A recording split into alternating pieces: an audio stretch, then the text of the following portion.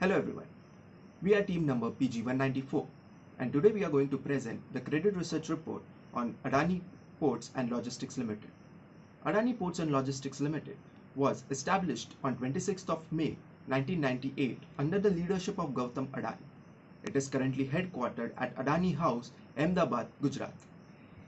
It has three major business verticals, namely ports, logistics and special economic zones.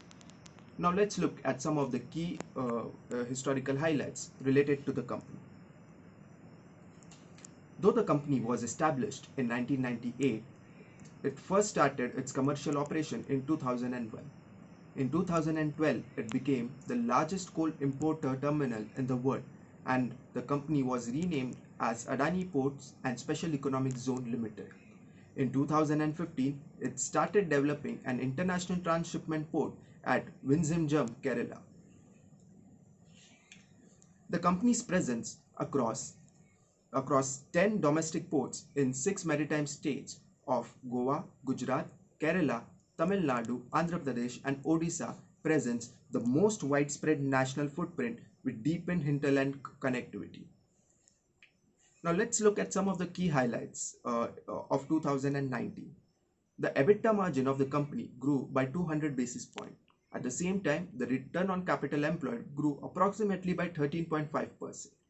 The company's CSR investment stood at 68.4 crores and the company was also able to reduce its emissions by 7%.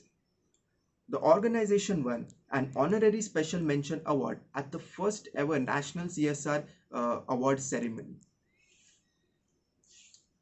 Ports, being the major business vertical of the company, contributes around 81% of the total revenue for the company. This is followed by Special Economic Zone, which contributes 7%, and Logistics, which contributes 5%. So now let's talk about the business model of Adani Ports and Logistics. The strength of the company lies in the fact that they have an integrated portfolio of ports infrastructure and they provide a one-stop solution to their customers.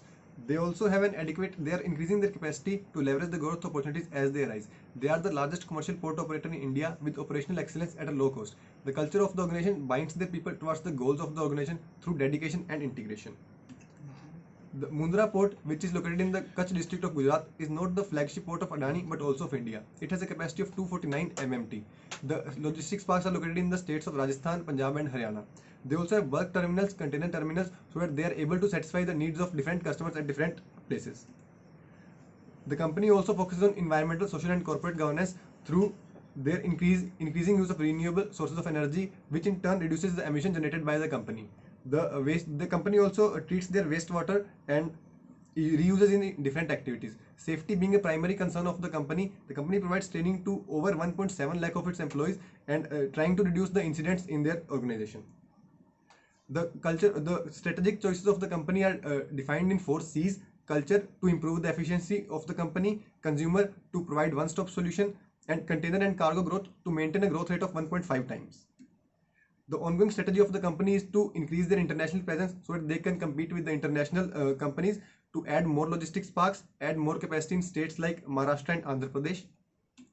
The risks involved are overcapacity. The company has increased capacity, but the trade has not increased in that proportion. The demand in the international trade has also reduced, so that it poses some risks to the company. The company's assets are aging and the competition in the Indian industry has also intensified. The risks of the company is defined in three broad parameters. Financial risk, they are only lending the credit to the main companies that are rated by the established agencies. Operational risk, they are increasing their efficiency and leveraging technology. Sustainable development, engaging the employees to further contribute to the growth of the organization. Future outlook is to maintain long-term contracts and developing the logistics assets, efficiency improvement through technology, enhancing the corporate governance and contributing to the society. So now let's talk about the industry trend analysis. The revenue of the company has declined a bit in the last financial year due to the headwinds in international trade, but the outlook is still positive in the next few years. But the profit after tax has increased, which shows the operational efficiency as described earlier, because the company is still increasing their operational efficiency at each and every point of time. The MMT cargo volume handled last year was 208 MMT and the cargo composition has been consistently changed, which shows that they are diversifying and they are not only reliant on one type of cargo. So, coming on to the corporate governance, the company's philosophy has been based on majorly three pillars: courage, trust, and commitment. The board of directors comprises of 10 directors, and there is a well laid out code of conduct for their effective management. The company also has an effective whistleblower policy at place. So the industry trend shows that the cargo traffic at major ports were 679.05 MMT, and the average turnaround time for major ports has been 72 hours. So coming on to the industry analysis, the barriers to entries in this industries were high investment and the need for adequate technical know-how and expertise, and also the requirement of adequate cash flows. The bargaining power of supply has been diminishing due to increase in fleet supply and intense global competition. The substitute analysis shows that 95% of India's trade volume has been handled by maritime transport, which clearly highlights the importance of ports. The bargaining power of customer has been increasing because of availability of many options. The competition is based clearly on price, and the companies with younger fleets commanded a premium over companies with older fleets.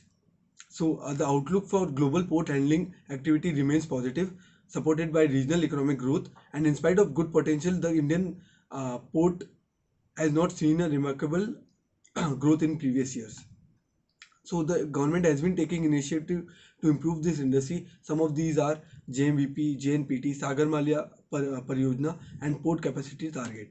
So currently, the Indian logistic industry is highly fragmented and unorganized, and only 10% of industry is controlled by organized sector. There is a need for organized policy to ensure that Indian logistics sector takes a promising role in Indian economy. Infrastructure is one of the biggest priority for Indian government, and the goal of government to reach 5 trillion economy, port plays a significant role to achieve that goal. So coming on to the capital structure and liquidity analysis, we are showing the shareholding pattern. In here we can see that 62% of the shareholding is still lying with promoters and 22% is lying with foreign institutional investors. So this majority shareholding with promoters shows that they still believe in the potential and effective management of the firm. So it's a good sign for the company. And coming on to the debt composition, we can see that they had 25,000 crores of debt, out of which around 19,000 is unsecured and rest is secured. They have been servicing their interest regularly, so it's a good sign for them. And they also have foreign exchange exposure, which poses some risk, but they are effectively managing it. Now coming on to the liquidity analysis, we have shown various turnover ratios and various profitability ratios and also the current ratio and debt equity ratio. Looking at the trend, we can see that there has been a significant reduction in current ratio with a corresponding increase in cash conversion cycle. Debt equity ratio has decreased because of the decrease in debt and increasing profitability and decrease in debt, due to which interest coverage ratio has increased by 12%. To compute the probability of default, which is the major metrics for our credit rating, we use Altman Z-score model, which uses various accounting metrics and assign them corresponding weights to compute the probability of default. So for that, we have taken 4 years balance sheet figures and estimated the 2020 balance sheet figures. And the Z-score has been 1.82 in 2016 to 1.9 in 2020. And corresponding probability of default is 3.6% in 2016 and 2.87% in 2020. So analyzing the trends, we can say that due to increasing profitability and increasing ability to service debt, Altman Z-score is showing that there is safety with respect to defaults in the company, and also these projections are in line with the credit ratings of Moody and ICRA. So, and also we have categorized the various risks according to the probability impact matrix, in which we have shown the impact and the probability of various risks. Like we can see that competitive rivalry and new entry risk is low because it has various transactions with government, so and requires very heavy investment, so that's why this risk is low, with a corresponding significantly high risk of interest rate and credit risk due to foreign exchange exposures. And also the regulatory risk is low, is also high because of the various regulations by government. Now coming on to our recommendations, we are recommending a stable rating of this organization, and our rating is in line with the established credit rating agencies of Moody's, S&P and ICRA. And the rationale for a rating is the effective of operational and financial performance of the company, They also have the government future initiatives, which shows that the future prospects are very promising.